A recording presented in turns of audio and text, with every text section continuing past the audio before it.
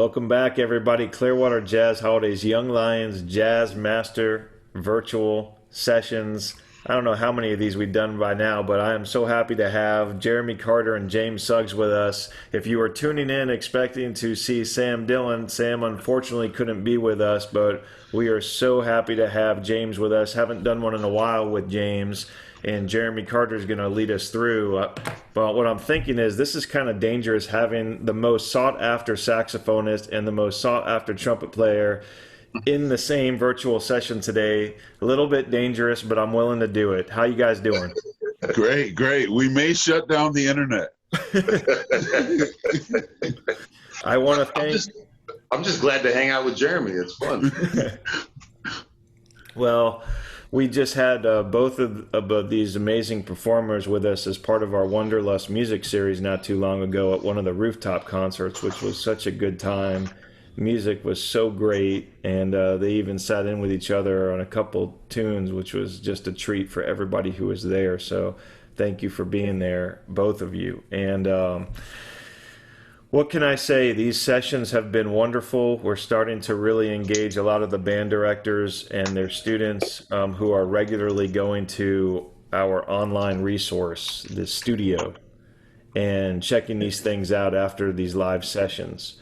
And those are brought to us by our great sponsors, Blue Water Wealth Management at Steward Partners and Duke Energy.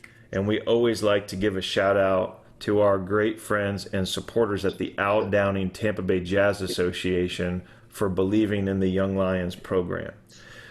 Jeremy and James are, regular participants of Clearwater Jazz Holiday education and outreach. Both have their own really amazing professional careers. The solo artists in their own right, Jeremy Carter Rubber Band, and James Suggs, who, if you haven't checked out his work online, go stream it now, or buy it. It's just fantastic. And James is also a regular participant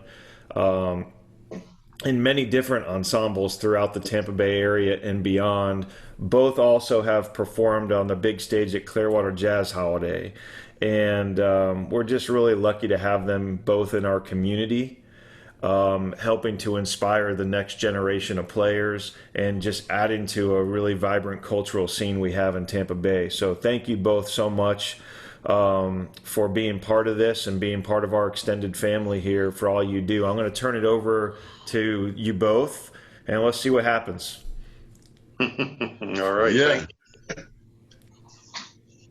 Go ahead, Jeremy. Yeah. Welcome everybody to the Clearwater Jazz Holiday virtual sessions. Our Young Lions. We'll get the Young Lions. We'll get the old Lions. We'll rejuvenate and refurbish the old Lions. And we'll get everybody excited about playing music. We are sad we couldn't have Sam Dillon with us today, but let me just reference one of my mentors, Buster Cooper. Before he passed, Buster and I became really great friends, and I remember talking with him, and I asked Buster, I was asking him a question about Kenny Garrett, and he's kind of an old timer. He was he was part of the old guard of the music, and I wasn't sure whether Buster would know about Kenny Garrett, and he just said, Jeremy, I know everybody. And so, to quote Buster Cooper, I know everybody. So while Sam couldn't be with us today, I was fortunate enough to have James Suggs come in and be a part of this section. So many thanks to you for taking the time. Yeah, man, to be a part of it. We have shared many a stage together and taken many trips up and down the road. And I think it would be really cool to have, your insight as part of the archives for Clearwater Jazz Holiday. And like I said, we'll talk about a few different topics, and hopefully if somebody jumps in, we can answer some questions and just kind of go from there. But just for the people who don't know who you are and who aren't familiar with your music, where'd you get started with the music? And, who were your early mentors? Like, what really, sparked your interest and got you motivated to take music further? I started when I was 9 years old, and that was in Pennsylvania. We moved around a lot because my dad worked in higher education, and he was always looking for a better job. So almost immediately when I was 10, my parents took me to a Wynton Marsalis concert, and they forced me backstage to meet him. He gave me his trumpet and said, play something. I was so nervous I only could play a C major scale. But he then gave me a 15-minute lesson, showing me how to breathe, how to, make a nice sound. He sat down on the piano. He said, you need to learn piano. So that was my first influence. And then after that, it was, Louis Armstrong and Miles Davis and Kenny Dorham, Blue Mitchell. But yeah, it was, I always say, I started young, but I didn't practice young. I just played young. I had the trumpet and I was just figuring out sounds and, I was having fun. I didn't really get into practicing until I was probably in college. Right. Yeah. I mean, I kind of, was the same way. I started when I was about the same, like 9, but I didn't start practicing until maybe sophomore or junior year of high school, but once I did, I started to dig in, like really explore the history of some of the legends, just learning about the music. I don't know if that's necessarily a bad thing either. Like, I think it's nice to just like have an instrument and just try to figure it out and play it, not necessarily going, I have to spend 8 hours in the practice room at 10 years old. Like, it's just nice to just treat it like a toy, treat it like something that you're having fun with, and then start getting more serious. I think that's kind of a natural evolution of it. Yeah, absolutely. I did the session yesterday that was called musical storytelling. And that was a big part of it. Just, just playing for the sake of play. Yeah. Not so much like the theory and like the scales and the structure and all that stuff. You obviously need to have a grasp of all that stuff, but and when you're actually applying some of these tools, just have fun and play. Exactly. Yeah. Yep. So who are some of the guys that that really got you going in terms of trumpet specifically? Yeah, I think Wynton was probably the top guy that really got me going. And then, I had a great teacher, Max Colley Jr. in Michigan, that kind of just threw all of his favorites at me, and they ended up being my favorites too. And those are the people that I still go back to. Like I said, Louis Armstrong, Miles Davis, and also there, like specific Miles Davis. I was kind of scared to listen to Miles after the 60s. Right.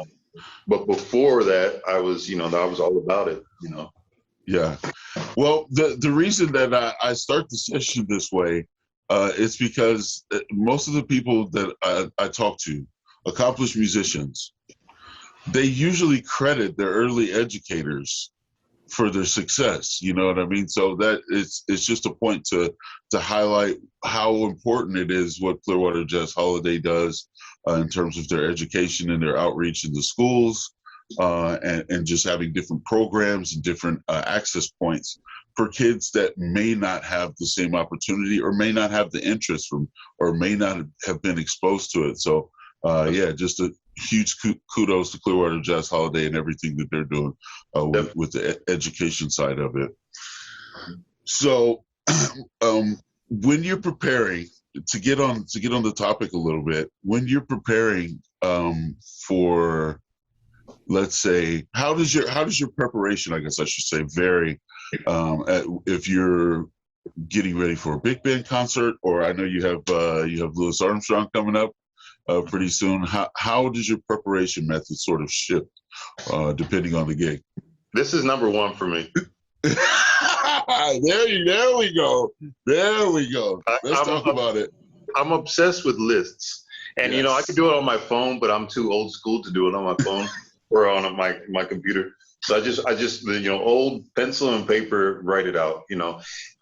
For me, that's number one for anything. It doesn't matter if it's big band, doesn't matter if it's my own project, doesn't matter if it's I'm a side man with a singer, for instance. I have to learn these tunes.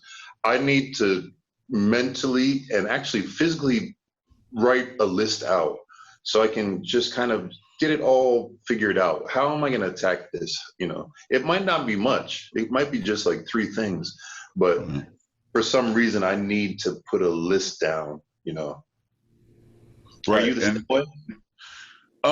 Yes. It depends. I do have I don't always put pen to paper, but I do more often now because my memory, I'll forget things. Yeah. I had I had a pastor tell me when I was really young, he's like, a sharp pencil beats a long memory any day. You know what I mean? That's true. I do have, regardless of what it is, I'll have things that I feel are necessary to achieve to have a sense of I feel like I'm prepared for this performance. Right, like you said, it may be only like two or three things. Maybe it's a song I'm not particularly all that comfortable with. Maybe it's just, right, if you're a leader, like, what am I going to say? What's the song list going to be like? What's the vibe going to be like? Exactly. And, it's almost like, it's almost too much to just think of on the spot or maybe the day before. It's too much. And I get stressed out. I get freaked out. Which I think is natural, I just want to make it easier for me. So I started making lists, what songs, first of all, I started off with songs. If I'm running, for instance, you mentioned I'm doing a Louis Armstrong tribute on October 2nd at the Palladium. And so I had a list of 30 songs that I wrote out. And then it was just a matter of just getting them down to about, 15, and then I can choose from that list. That's easier for me, for my mind to think about. Right. And then it's a matter of tracking down the lead sheets if the guys need the lead sheets, if I need the lead sheets, getting those to them, making sure everyone is on the same page as far as the keys, what time we need to get there, rehearsal, if there is one, sound check, and all of that, Right. Yeah, this is really important for young musicians to think about, because often it's that oftentimes they just think about their responsibility to their instrument. Yeah. And it doesn't really go any further than that. But just like you were saying, you listed this laundry list of things to do.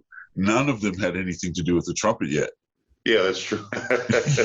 You know what I'm saying? You haven't even touched the instrument yet. Yeah. Yep. Yeah, and it's like, they say, there are many great musicians that aren't great managers, or, there's two sides that we kind of have to do. And, I've been playing the trumpet since I was 9, but I haven't been, scheduling gigs since I was 9. So yeah. That's something that I have to focus on more. I have to be more attentive and to, put more energy into that, I think. Right. No, it's really important. Unless you have like a manager or somebody working on your behalf doing that. But as an independent contractor, as a sole proprietor or musician, you have to wear a lot of different hats. Mm-hmm. Especially if you're doing a lot of different things. Like if you only play in like one band and your responsibility is that, then you might not be under the same type of pressures. But as a horn player, right, talk a little bit about like just the different situations, like versus like you going in to be a sideman or versus a leader or versus big band. When you actually get the trumpet in your hands, how does your preparation vary in that respect? So as a leader, you're a leader. I mean, that's obvious, but I need to be on top of everything, without a doubt, if I'm leading a band.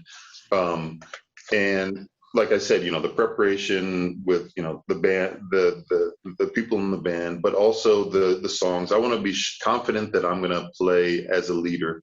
I can step up and take, if it's a train wreck musically, then that's on me, right? That's on me. But and that's the funny thing about being a sideman. It's like you could just be like, oh, if there's a train wreck and you're a sideman, it's not your fault technically. Right. Yeah. You don't take the blame, even though it may be your fault, but you don't take the blame. So I think there's a lot more pressure being a leader, but I think it's more valuable and beneficial going through that whole process. And what you mentioned something also, getting to the horn is obvious. Like that's something we need to have daily upkeep and be always prepared, whether we're a sideman or we're a leader, whether we're playing in a funk band, a big band, solo, whatever. We have to make sure that our instruments are up to the level that we want to be, seen. But you mentioned something about talking. When you're a leader, that's something that I think a lot of people don't think about. And someone actually, I was playing a gig last night, and someone said, you're doing these tributes. Do you talk about the person you're doing a tribute to? And I said, of course. And they said, well, some people don't talk about the person. I said, that's part of my preparation. Yeah. Maybe I have to Google something. Maybe I have to go back to that CD that I haven't listened to in a while and check the liner notes, like take notes. And this song is from this year and it's because of this. Like, I think that's a really important part of preparing. Mm-hmm. Preparation. Yeah, absolutely. I was saying that, like before, like now the movies and television, they have soundtracks that are, it's all digital, right? Yeah. But if you think about like black and white movies and silent films, the music was like the music was the soundtrack. It was the dialogue. It was everything. Yeah. Right. You had to actually like capture an emotion with the music. And I think that's kind of what's lost today. Like, right. People don't care about this. Some people will just do a tribute and not tell the story. Yeah. Or even if it's not a tribute, I'm sure that you can rattle off a few names of concerts you've been to, heroes of yours. And part of it that you remember to this day is what they said or how they spoke to the audience, their stage presence. And I'm sure on the contrary, you could also name some people that you were surprised that they just didn't talk to, the audience, and it was like really cold. They played great maybe, but there wasn't that interaction with the audience. Yeah.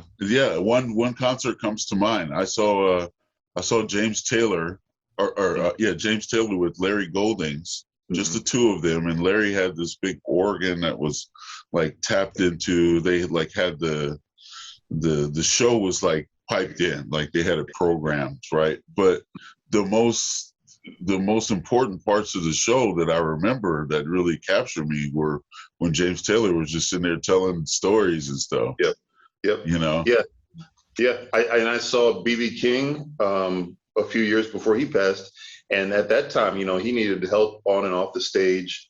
His fingers weren't moving like they used to. But he was still, he was a grandfather, like he was telling grandfather stories and everyone was just eating it up. It was beautiful, like that is a part of it, like we want to know who is on stage, not just by their instrument, but, by them as a person as well. Right. I think that's something that's kind of been lost I think it's a generational thing. Like nowadays, just the way that the delivery system or the vehicle, the way that people get their information now, like it's on the phone, it's a digital download, it's quick. We used to go to the record store, like buy a record and listen to the whole record, right? Exactly. Read the linear notes, and then you got a better sense of who these musicians were as people. And you could get a better sense of like kind of where they were coming from on the bandstand. Thelonious Monk comes to mind, just his Miles Davis. Yep, exactly. Yeah, I honestly do miss that that way of listening to an album as it was supposed to be listened, not just, fast forwarding or skipping a track or, pausing or turning it, like actually listening from top to bottom. There's a reason why they took a lot of time in the studio and, you know, post production to figure that out. Right. Yeah. So, I mean, in terms of like different, what are you checking out now? Who are you listening to? Man, and every time someone asks me that, I always feel lame because I'm still listening to like old stuff. Like, about a month ago or so, I had a gig in Columbus, Ohio, and I had some time off, and I just went for a walk, and I found this records, you know, this record shop, CD, whatever. And I went in there, and I came out with a stack of CDs, and my car still has a CD player, which is uncommon nowadays, but. So that's where I listen to a lot of stuff, you know, and I bought a lot of like Errol Garner. Wow. Yeah, and I mean he's just blowing my mind lately. Like, I don't know. I bought two Errol Garner CDs, and it's just so beautiful, man. And I can hear it's really cool now going back to the older stuff because now I can hear his influence on other people or people's influences on him, you know. Right. Right. So it's cool just seeing how the whole thing works and how he became this icon that, you know, has been influential and was influenced. It's really cool. That's I don't know. I could name a few other names, but that's like the guy I'm listening to a lot, you know. Errol Garner is an amazing piano player, by the way. Yeah, yeah. Gene Harris, Oscar Peterson. Yep, exactly. Yeah. That happy jazz. Happy jazz, exactly, man. I'm all about happy jazz. Phineas Newborn Jr. Yeah. Yeah. Happy jazz, man. Like I was just talking about that with someone the other day. Like Oscar Peterson is happy. Even if he's trying to play something sad, it sounds happy. Right. I think Chick Corea and Herbie Hancock also are like that. There's just people that they can't get away from playing happy, and I love it. It's beautiful. Yeah, and all these guys have a way, like they all have a voice. Even like we're talking about piano players, it's the same instrument, but as soon as you hear them, yeah, instantaneously, you just know their fingers have a certain percussive nature to it. Just the way they strike the key, you can tell. Oh, that's Chick. Exactly, and you know you got to think that some of these recordings, it's not their own favorite personal piano most of the time. You know, right. there might be this like out of tune, you know, bar piano or whatever. They're just setting, hey, I'm here. Okay, let me try it out. Okay, press record. But they still sound like themselves, and I think that's just it's beautiful. It's amazing. Right.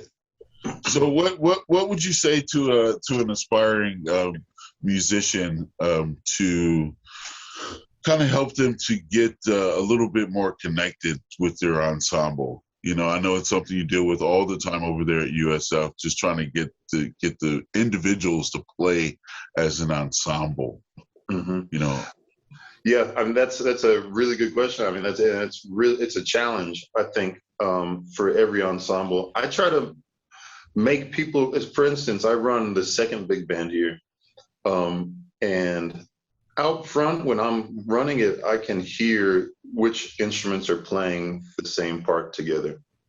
But maybe if you're in the thick of it, you don't realize it. So I try to get them to realize, okay, you know, bass bone and bari sax, you're playing the same part. That means you have to play together, you know. Or focus on this time, let's do it again, and focus on which section has the melody. A lot of times, you know, like if it's a song that no one really knows, a chart that no one knows the song, I'll ask, you know, who has the melody at this section, and sometimes no one knows. I think that's What's that? Yeah, because sometimes these charts are like complex and there's all like moving parts and right. And like I said, I'm in the back, you know, well, in the front and listening, and I can't hear the melody. So I want to make them realize, okay, this is your function at this specific moment in this song. you're the melody. You should be standing out. Or listen to the rhythm section. There's a lot. I think that's a big thing that, especially as horn players, that we kind of forget about. We get caught up in playing our horns, whether it's in a small group or in a big band, that we don't focus on the rhythm section. And I think that's one of the most important things. I know you're a big rhythm section guy.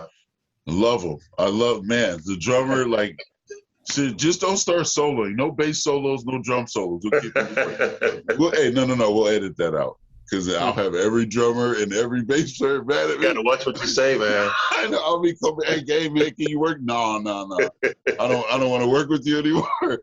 But no. But it's true. Like before you keep going, the head of the jazz program undergrad, Youngstown State University, where I went. He was this, Tony Leonardi, this old Italian bass player, tough as nails, and he'd tell you just how it is. And, he would have these bass players, his students, that would try to, be fancy and do all this stuff. And he said, do your job. Do your job. Lay it down. You're a bass player, first and foremost. If you lay it down and then you can add a little more, that's fine. But first and foremost, do your job.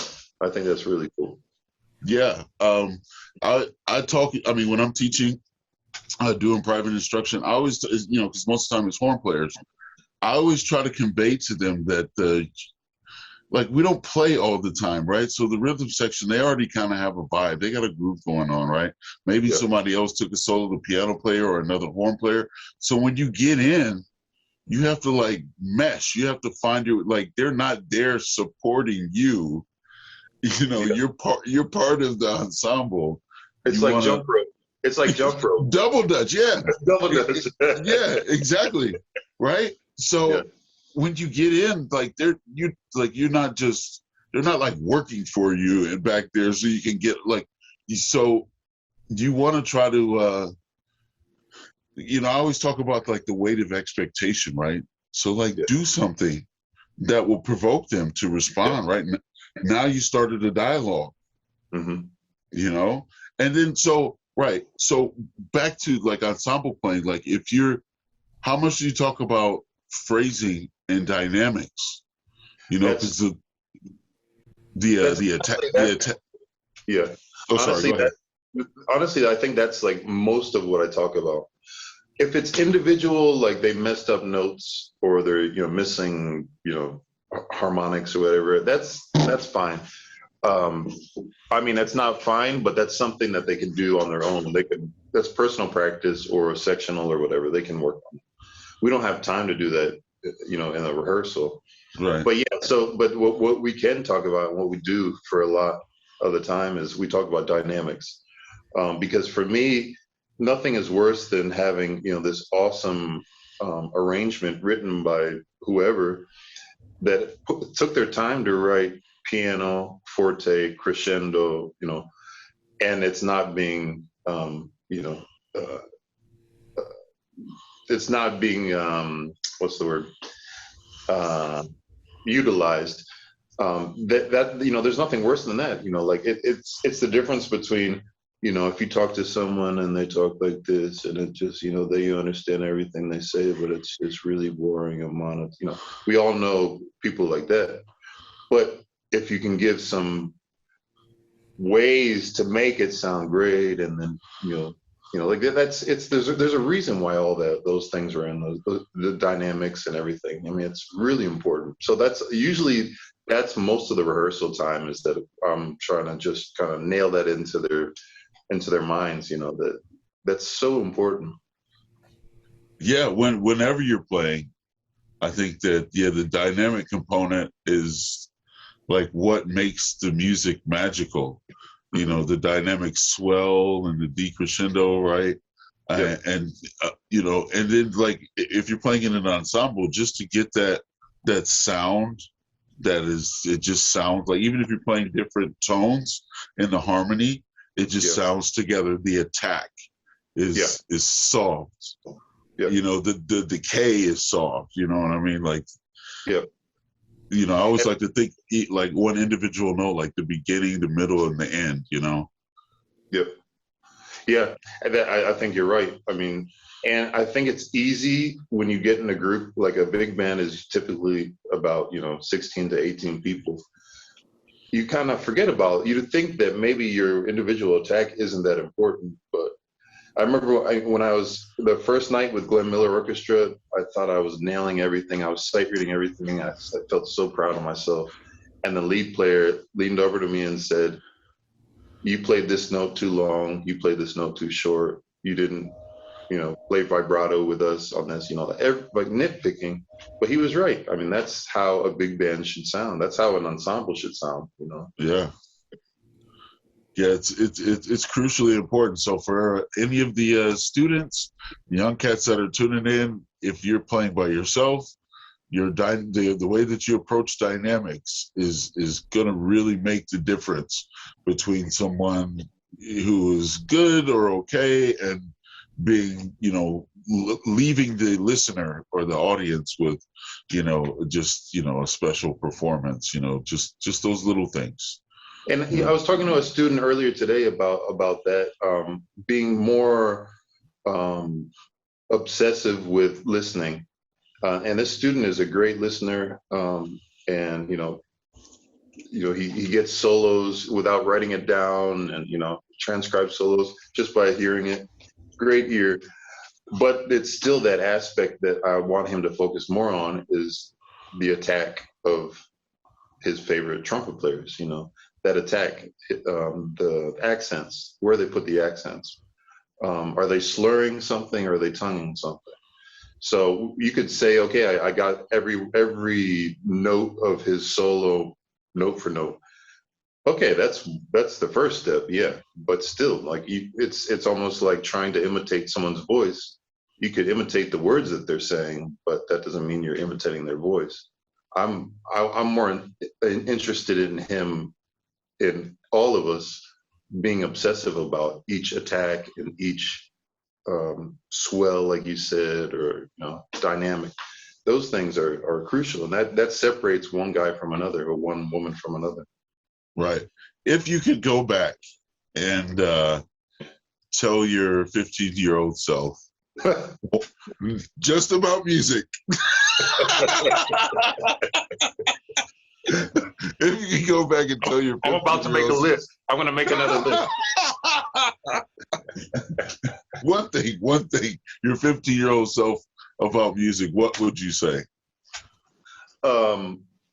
I would say I would tell my 15-year-old self to be more specific in my practice, to have more concentrated practice. I was practicing when I was 15, but I think I wasted a lot of time, right, and wasn't focusing on the things that I should have been only focusing on. So that's what I try to do now, and that's what I try to tell my students. That Kenny Warner, I was at a masterclass with Kenny Warner, great piano player, and he said when he was a kid, he would focus only on the stuff that he had to work on that he wasn't playing well. Do that in order to be able to watch Welcome Back, Kotter, which was a sitcom in the 70s. So, like he had his practice time and he was looking at the clock. He was like, all right, I got to get this done. I got to make sure I do this. Okay, now I can go and watch TV, like that kind of practice, I think is really, specific. And I think it helps out. It's not just like, all right, I have 5 hours to practice. Let me go through this page, this page, this page. I think we need to be more focused in what we do. Maybe today you don't need to play long tones. So, don't play long tones, Right. I think that's a really great answer because the way that you practice or the way that you learn is different for everybody. Mm-hmm. A lot of the stuff that we're talking about, there may be somebody that is what we're trying to do as educators is kind of fast track your learning process. Like a lot of the mistakes that we made, a lot of the time that we wasted doing stuff that maybe didn't work out as well, you can eliminate that part of your journey and your process.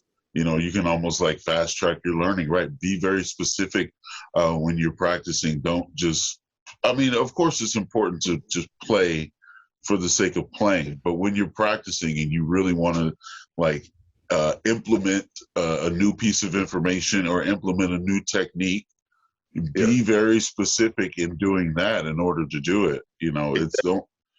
And with the trumpet, I mean, we complain a lot as trumpet players, because it's a instrument that just wears us out if we don't do it correctly.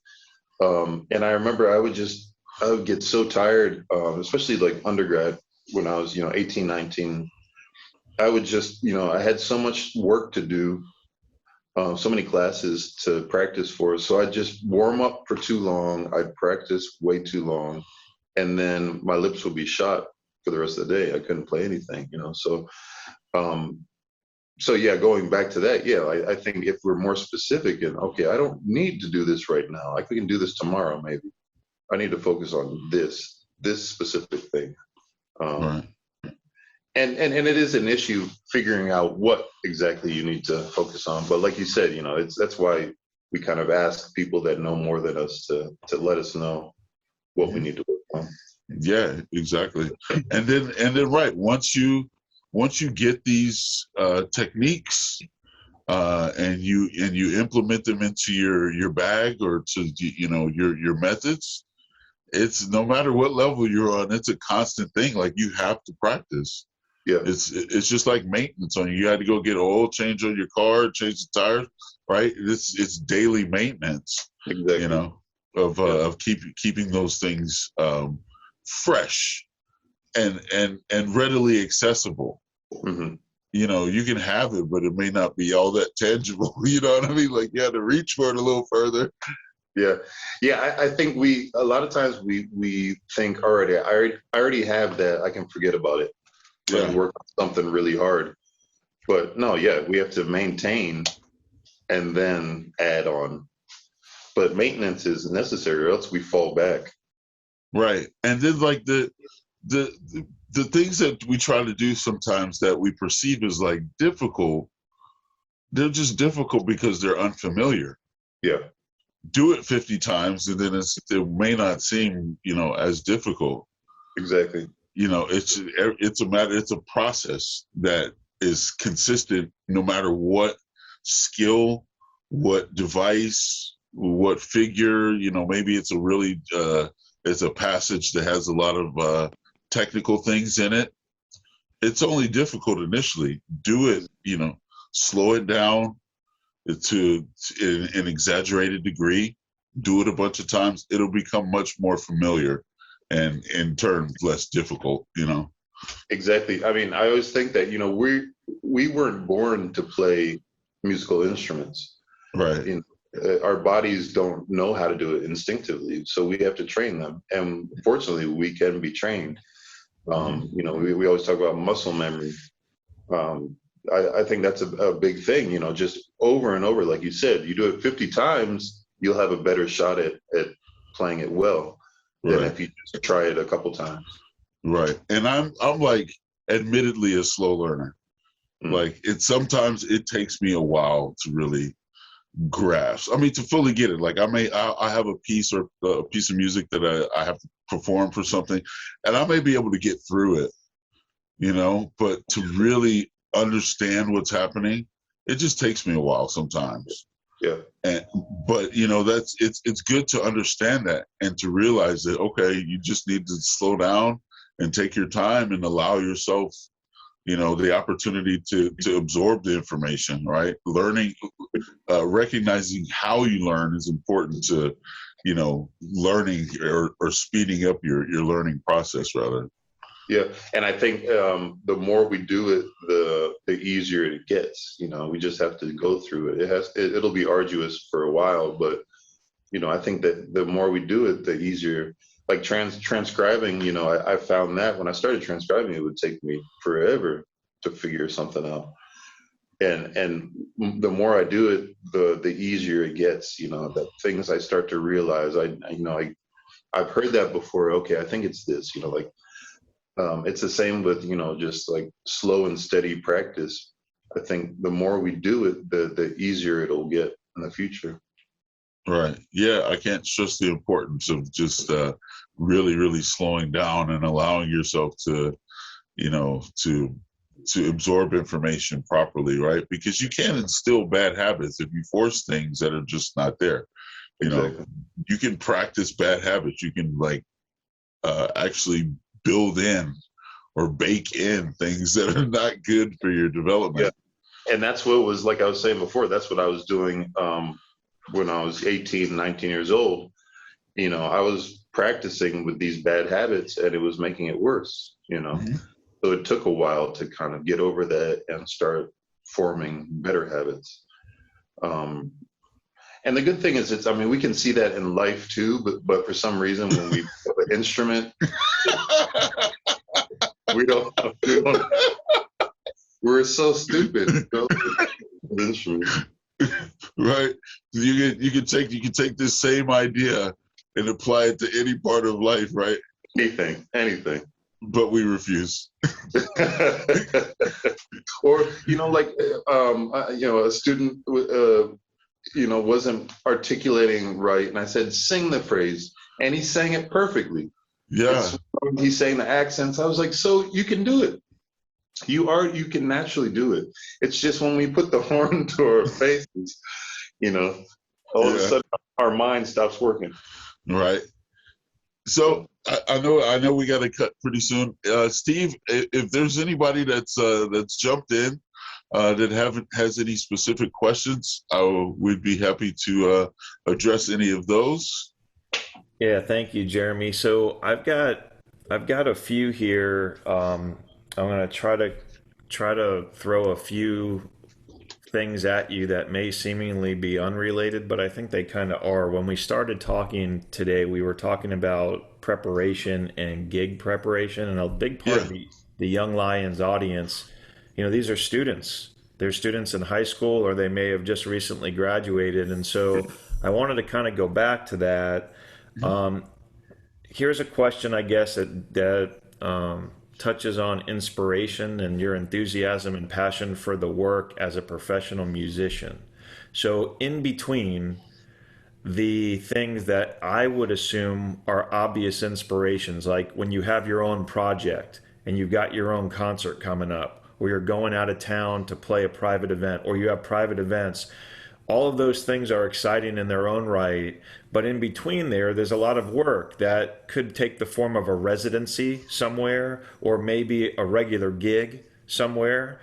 And I guess I wanted to speak to that, the work in between those bigger events and those special projects. Because at least from my observations, young students that really want to do this, these are the first types of things that they may go to jam sessions, or they may be lucky enough to get some type of regular work, right? Right. So what is your outlook about sort of regular gigs in terms of can you be inspired by those? Are they opportunities for you as professional musicians, even though you may not be as excited about them as you are for larger events or projects? Do you still look at these as things that can inspire you? Is there a trap of complacency with them? Is there a way to sort of to look at them and have perspective about what these things are? And I'm talking about the more regular gigs, maybe at the local level that you or James perform in. So I'm kind of dancing around a couple things there, but I was hoping the two of you might be able to comment on those, and then I have a related thought too. Yeah, absolutely. James, you want to take that? You want to start with that one? Or? Yeah, that's a good question. And it can be a challenge if it's a constant, ongoing gig, a regular gig, to keep being inspired. But for instance, I work a lot with singers, and for instance, jazz singers. And for me, it's always a goal. I don't want to read any changes. That's my goal. I don't want to have to read anything. So every night I'm trying to see if I can play that standard that they sing better in whatever key they call it in. They called it in an uncomfortable key. My challenge that night is to play that better than the last time I played it. Really understand the chord changes, being able to play the melody, even though maybe I'm not supposed to play the melody, but knowing it, that's one thing. And for instance, if I am the leader on a regular jazz gig, um, I want to be able to bring something new to the table every time that we play. If we're playing every week, I want to bring a new song or a couple new songs or a new way of playing that specific song. I think those are they're smaller challenges. It's not like playing a big show or a big event, but there are challenges that we can give ourselves in order to make it interesting for us, for the other musicians, and for the audience. Right. Yeah, I can say that at least from my perspective, I just turned 42, and I still get excited every time I take my horn out of the case. Like, I'm still, whether it's a big gig or whether, obviously, if accommodations are made and you show up to the gig and they have lobster and caviar and you're getting paid $1 million, that's going to change the way that you feel versus going into some, smoky dive bar and getting $75 in a sandwich. And, so that will change the way you feel, but I don't think in any way that it changes my preparation or excitement towards it. But, everybody has different proclivities, right? And as a young musician, I think that there is a lot of good in it. But to do like an apprenticeship or to do gigs that are both small and large, that's kind of a litmus test. That's going to let you know how serious you are about this thing.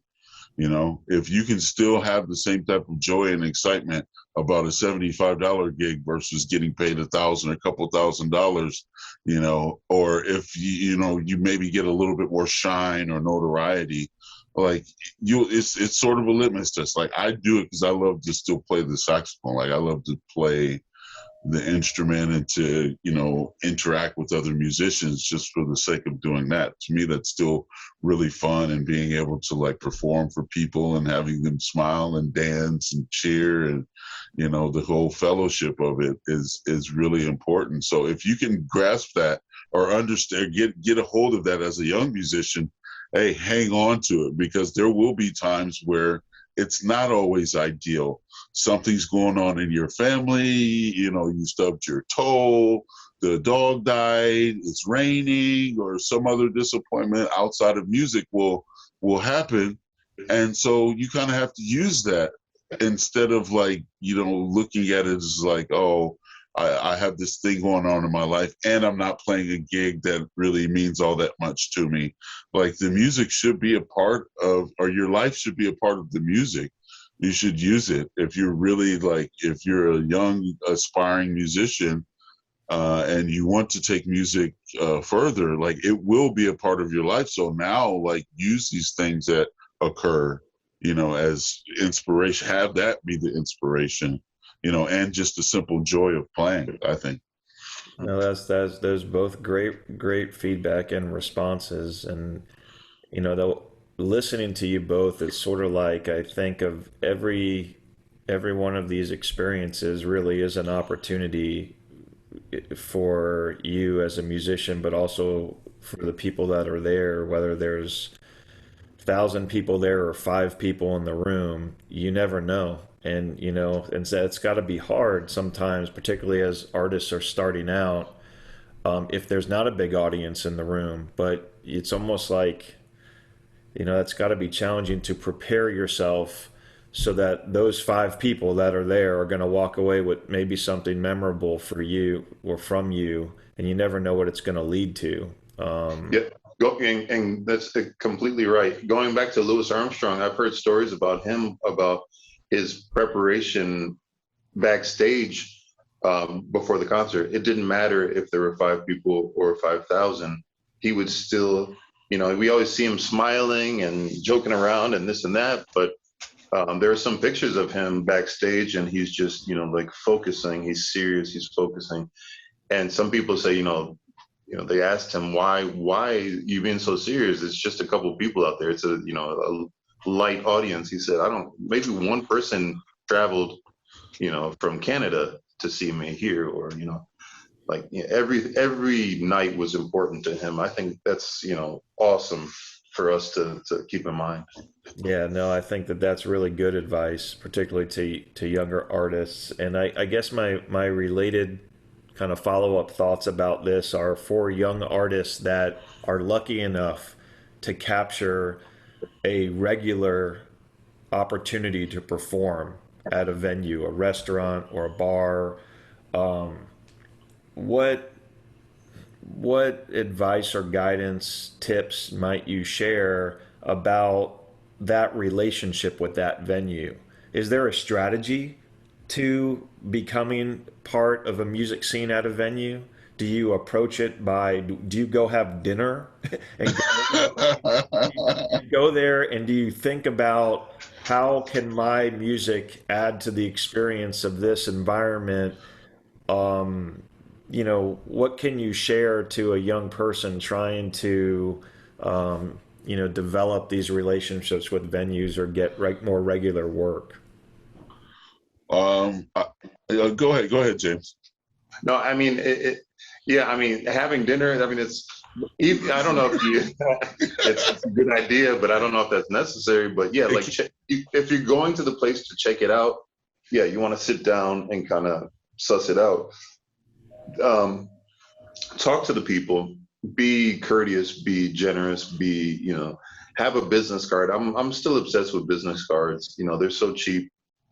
Leave that business card, because if you don't and you leave, they're gonna think, what was that guy's name? Oh, the one guy that said he played the sax. Leave them something that they can. Yeah, they'll throw it on the shelf, but then they can still look at it whenever they and go. Yeah, start a rapport with these people. We're all, honestly, the more I play in clubs and bars and restaurants, the more I realize that we're all in the same game, and we're more alike than not. They want people to come and purchase their goods. We want to play for people, those same people. So it's a symbiotic relationship. So we need to establish some kind of relationship. Even if it's just further down the line, just planting a seed and saying, you know what, it would be cool down the line if I could bring a trio here. I think it would be really good for this place. Obviously, having musical samples, whether it's on YouTube or if you can just send them a link or anything, just to kind of give them a idea of what you do. Yeah, absolutely. Just like in any business, right?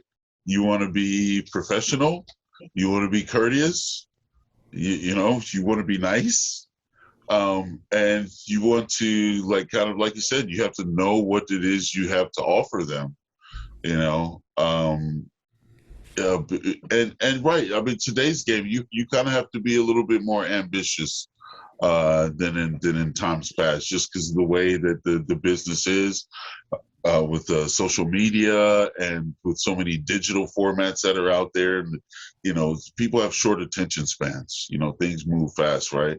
So you do have to be a little bit more aggressive and persistent, but just when you do it in a genuine fashion. Know that you're providing them with something. They're compensating you for what you're giving them.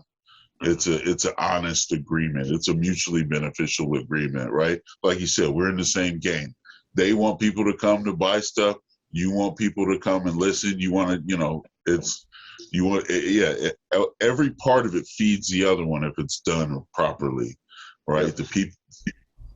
And also, I think in that, asking what they want also is a good way. For instance, someone called me, a bar club owner called me and said, I'm having this private party, but I just want background music. I mean, we always make fun of that, like we don't want to be background music all the time, but he was, he came out and he said, this is what I want. Honestly, I just want background music. And I said, okay, I can do that for you. And that's it. Like, ask them what they want specifically also. Maybe they want smooth jazz and you want to play bebop. That's not going to work out unless you can play smooth jazz. Um, so be specific, figure out how you guys can come to an arrangement, an agreement, and make it the best experience possible for everyone. Yeah, it's funny you say that, because I've showed up, because I play solo gigs all the time, which is like straight wallpaper music, right? But I've showed up and the client has had a different idea of, we've had a different expectation set, right? They wanted a show, like they wanted a concert. I thought I was just gonna be like over on the side. They want me to like walk around the audience and high step. High five. Seriously, can you like walk around and like just get into it? I'm like, what? Can I do that from here? Exactly. So I mean, that's important. Whether you're starting off, playing, the first time at a place, or if it's an ongoing thing. I think that transparency is super important. Like, tell me exactly what you want, because this is what I'm focused on. This is kind of what my specialty is. Tell me. Like last night, I had a group of it was a Greek family. They came in to the restaurant and they wanted Greek music. And if I had known that they were coming in, I would have tried to figure out some Greek music. But unfortunately, I didn't know any. So. But in that case, I told them I'm sorry, I don't know any Greek music. I can show you something else. But I think that we have to be the same way with club owners and bar owners and managers. We kind of have to meet each other halfway.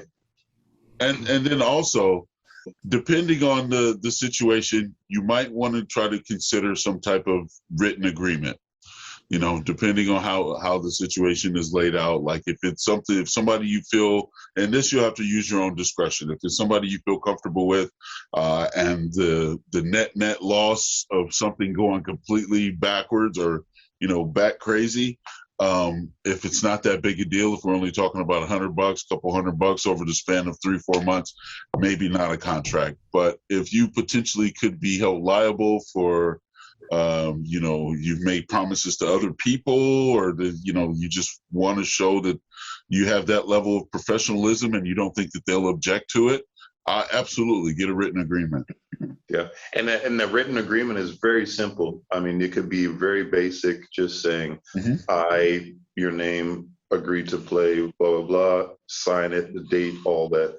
It doesn't have to be a 5-page thing. It could just be a really small agreement. Right. No, and this is some great feedback today, and we're approaching about the hour mark. Yeah. I wanted to, as we kind of wind down here, I wanted to just share with you both some statistics about these Young Lions Jazz Master virtual sessions. I think you'll get a kick out of this. So I was just looking at some notes. Since we started this, right, really at the beginning of the pandemic in 2020, we're approaching the 200th session that we've Wow. we have had close to 1,000 live participants in the sessions, and we have supported nearly 50 different musicians, local and not so local, with this particular initiative alone. What's more difficult to measure is how many views and listens that we have had for once the videos get recorded, which is a lot. I'm looking just on the podcast element of this. It's been listened to in 66 different countries with over 6,000 plays, just on the podcast side of things, not necessarily all the stuff that's on YouTube. Wow. The top 3 or 4 countries, of course, the United States, but then Germany, Israel, and Canada and Japan are the next most popular listening to these things. Wow. So, very cool. It's kind of unbelievable, really, to think about, It is. just the idea that starts and where it goes. But I just wanted you both to know that, we appreciate you guys being part of this and it's really becoming something, I think, bigger than any of us thought it would when we started doing this. Well, we appreciate you and all of you that work for Clearwater Jazz. I mean, it's such a great thing, that offshoot that you've done, that's just proven, obviously from the statistics, it's proven to be so beneficial.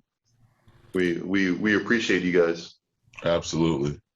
Well, thanks, guys. So, Jeremy, any closing remarks or thoughts as we wind down and look forward to the next time we're together? Yeah, practice hard and have some fun. Don't take things too seriously, and keep swinging. All right. Well, James, is there anything else you'd like to share with our listeners or viewers as we part? Just hearing I mean, Jeremy and I are really good friends, and just hearing him talk about all this stuff reminds me that if there are any young saxophone players or musicians, any other musicians that need some further instruction, please seek out local greats like Jeremy. Um, go listen to him play. Go listen to him talk. Get a lesson from him. It'll make things a lot easier, I swear. No, for sure. And for our listeners and viewers out there, if you want to see a specific topic covered on these sessions, or if you'd like to connect with any of the participating musicians, please email us at info at clearwaterjazz.com, and we'll do our best to facilitate that. So, guys, on behalf of the Clearwater Jazz Holiday Foundation, thank you again, and we look forward to hanging with you soon. Thank you so much. Thank you. Take care.